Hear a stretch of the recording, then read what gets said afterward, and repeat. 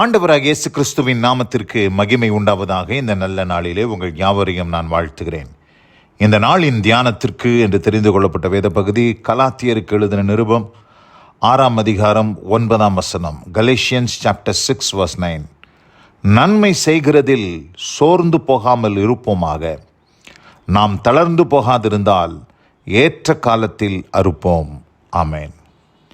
பிரியமானவர்களே, நான் வாசிக்க கேட்டதான இந்த வார்த்தைகளிலே அப்போஸ்தலனாகிய பவுல் என்ன சொல்லுகிறார் என்று சொன்னால், நன்மை செய்கிறதில் சோர்ந்தே போகக்கூடாதுன்னு சொல்கிறார். சாதாரணமாக நம்ம நன்மை செய்யலாம், யாருக்காச்சும் ஒரு உதவி செய்யலாம் அப்படின்னும் போது அதன் மூலமாக நிறைய பிரச்சனைகளை நம்ம சந்திக்க வேண்டிய ஒரு சூழல் உண்டாகுது. ஏன் தான் இவர்களுக்கு நன்மை செய்தனோ, இந்த நன்மையை நான் செய்யாமே இருந்திருக்கலாமே அப்படின்னு சொல்லி அநேக நேரத்தில் யோசிக்கத்தக்க சூழ்நிலைகளுக்குள்ளாக நாம் தள்ளப்படுகிறோம். அதனால் நிறைய பேர் என்ன பண்ணுறாங்க, நன்மை செய்கிறதே விட்டுட்டாங்க. நன்மை செய்ய வேண்டாம், நம்ம நன்மை செஞ்சாலே ஏதாச்சும் ஒரு பிரச்சனை வருது, தேவையில்லாத கெட்ட பேர் வருது அப்படின்னு சொல்லி இன்றைக்கி நிறைய பேர் நன்மை செய்கிறதே நிறுத்திட்டாங்க. ஆனால் கர்த்தருடைய பிள்ளைகளாக இருக்கிற நாம் எப்படி இருக்கணும், நன்மை செய்கிறதில் சோர்ந்து போகாமல் இருக்கணும்.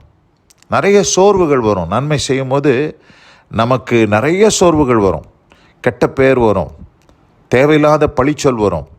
இப்படி நம்ம நன்மை செய்து பாடு அனுபவிக்கிற ஒரு அனுபவத்திற்குள்ளாக நாம் அநேக நேரங்களிலே தள்ளப்படுகிறதை நாம் அறிந்திருக்கிறோம். வேதத்தில் வாசிக்கும் போது 1 பேதுரு 2 அதிகாரத்துக்கு நாம் திருப்பிக் கொள்வோம். 20 நான் வாசிக்கிறேன்.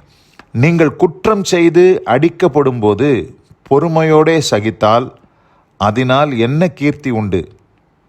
நீங்கள் நன்மை செய்து பாடுபடும் போது பொறுமையோடு சகித்தால் அதுவே தேவனுக்கு முன்பாக பிரீதியாக இருக்கும். என்ன சொல்கிறாரு, நீங்கள் குற்றம் செய்து அடிக்கப்படும் போது பொறுமையோடு சகிக்கிறதுனால ஒரு பிரயோஜனம் இல்லை. ஆனால் நீங்கள் நன்மை செய்துட்டு அது நிமித்தம் வரக்கூடிய பாடுகளை பொறுமையோடு சகித்தால் அதுவே தேவனுக்கு முன்பாக பிரீதியாக இருக்குன்னு சொல்கிறார். இதற்கென்றே நீங்கள் அழைக்கப்பட்டு இருக்கிறீர்கள் என்று அடுத்த வசனத்தில் சொல்கிறார். அப்போது நம்மளுடைய காலிங்கே அதுதான், நன்மை செய்து கெட்ட பேர் வாங்கணும், நன்மை செய்து நம்ம பலவிதமான பழிச்சொல்லுக்கு ஆளாகணும் அப்படின்றது தான் நம்ம கிறிஸ்துவ வாழ்க்கையில் ஆண்டவர் கற்றுக் கொடுக்குற ஒரு பாடம். ஆனால் இங்கே என்ன சொல்கிறாரு, நன்மை செய்கிறது நீங்கள் சோர்ந்து போகாமல், நன்மையை உங்களுக்கு கெட்ட பேர் வந்தாலும் பழிச்சொல் வந்தாலும் உங்களை தவறாக பேசினாலும் நீங்கள் நன்மை செய்கிறதில் சோர்ந்து போகாமல் நீங்கள் செய்கிற நன்மையை செய்து கொண்டே இருப்பீர்களானால், தளர்ந்து போகாதிருந்தால் ஏற்ற காலத்தில் அறுப்போம் என்று போடப்பட்டிருக்குது.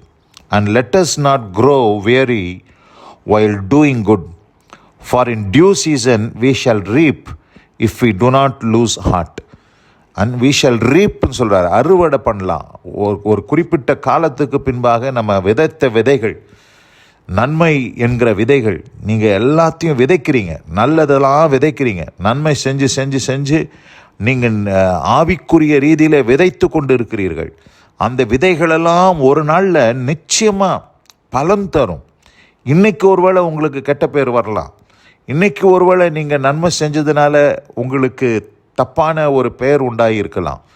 ஆனால் ஏற்ற காலத்திலே நீங்கள் தளர்ந்து போகாமல் நீங்கள் பொறுமையோடு காத்திருப்பீர்களானால் ஏற்ற காலத்திலே நாம் அறுப்போம் என்று இந்த இடத்துல வேதம் சொல்லுகிறதை நாம் பார்க்கிறோம். அப்போது நிச்சயமாக ஒரு அறுவடை உண்டு, நிச்சயமாக ஒரு நன்மையான ஒரு நாட்கள் வரும் என்பது உண்மை. அந்த நாளை எதிர்பார்த்து நாம் இன்றைக்கு நமக்கு கெட்ட பேர் வந்தாலும் நல்லது செஞ்சுக்கிட்டே இருக்கணும் தான் ஆண்டவர் சொல்கிறார். எப்பொழுதுமே நம்ம இதெல்லாம் நல்லது செய்கிறதெல்லாம் பார்த்திங்கன்னா ஒரு விதைக்கிறதுக்கு ஒப்பனையாக இருக்கிறது, விதைக்கிறதுக்கு ஒப்பனையாக இருக்கிறது. 126 சங்கீதத்தில் பாருங்கள், அங்கே 5 சொல்லுது, கண்ணீரோடு விதைக்கிறவர்கள் கம்பீரத்தோடு அறுப்பார்கள். ஒருவேளை இன்றைக்கி நீங்கள் நல்லது செய்கிறீங்க, உங்கள் சொந்தக்காரங்களுக்கு, உங்களுடைய சகோதரனுக்கு, உங்களுக்கு தெரிஞ்சவர்களுக்கு, உங்கள் நண்பர்களுக்கு எவ்வளோ நன்மைகளை செய்கிறீர்கள். ஆனால் அது நிமித்தம் உங்களுக்கு எந்த விதமான பலனும் இல்லை, எந்த பலனும் இல்லை. அதுக்கு பதிலாக கெட்ட பேர் தான் வருது. நம்ம அநேக நேரத்தில் நினைப்போம், நான் செஞ்ச நன்மைக்கு எனக்கு நல்ல பேர் கிடைக்கலனாலும் கெட்ட பேர் கிடைக்காம இருந்தால் போதும் அப்படின்னு நம்ம நினைப்போம். ஆனால் அதுதான் கிடைக்கும். அப்போ இங்கே என்ன சொல்கிறாரு, கண்ணீரோடு விதைக்கிறவர்கள் கம்பீரத்தோடு அறுப்பார்கள். அப்போது ஒரு குறிப்பிட்ட காலம் இருக்குது, அந்த காலம் பதில் சொல்லும். அந்த காலத்துக்கு நாம் காத்து இருக்கும்போது இங்கே சொல்கிறாரு, தளர்ந்து போகாதிருந்தால் ஏற்ற காலத்தில் அறுப்போம். நிச்சயமாக நீங்கள் செய்த எல்லா நன்மைக்கு தக்கதான பலனை நிச்சயமாக அறுப்பீர்கள் என்பதில் எந்த சந்தேகமும் இல்லை. ஒரு சின்ன கதை சொல்கிறேன். சைனீஸ் பேம்பு, அந்த மூங்கில், சைனாவில் இருக்கக்கூடிய குறிப்பிட்ட ஒரு மூங்கில் வெரைட்டி, அதை ஒரு விவசாயி அவன் நிலத்தில் விதைக்கும் போது அந்த விதைகளுக்கு நீர் பாய்ச்ச ஆரம்பிப்பான். அவன் ஒரு வருஷம் முழுவதும் நீர் பாய்ச்சிருப்பான். ஆனால் பார்த்திங்கன்னா ஒரு சின்ன முளை கூட கிளம்பிடு, ஒரு ஷூட்டு கூட வெளியில் வந்திருக்காது. 2வது வருஷம் நீர் பாய்ச்சிருப்பான். திருப்பி அதே நிலமையில தான் அந்த நிலம் இருக்கும். 3வது வருஷம், 4வது வருஷம், அப்படி 4 வருஷம் அந்த மூங்கில் விதைகளுக்கு நீர் பாய்ச்சி ஒரு பலனும் இல்லை.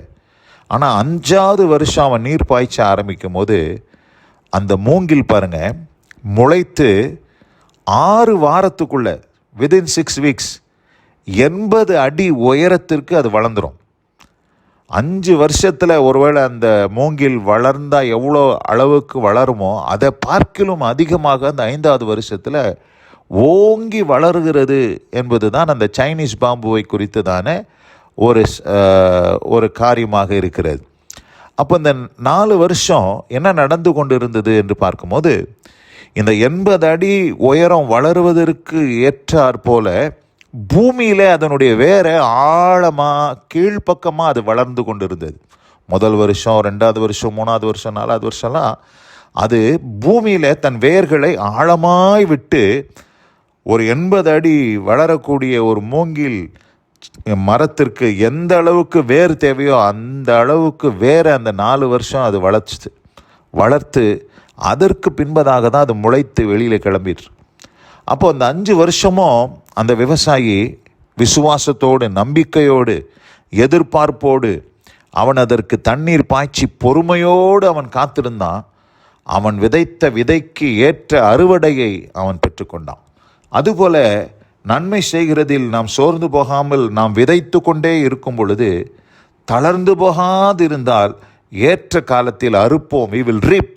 நிச்சயமாக ஒரு ஹார்வெஸ்ட் உண்டு, நிச்சயமாக ஒரு நல்ல நாட்கள் உண்டாகும் என்பதில் எந்த குறையும் இல்லை, எந்த சந்தேகமும் இல்லை. ஆதலால் பிரியமானவர்களே, இந்த அருமையான இந்த நல்ல நாளில் கூட இந்த வசனத்தை கேட்டவங்க ஒவ்வொருவருக்கும் கர்த்தர் அப்படிப்பட்ட அனுபவத்தை தந்தருளி ஆசீர்வதிப்பாராக. God bless you all. ஆமேன், ஆமேன்.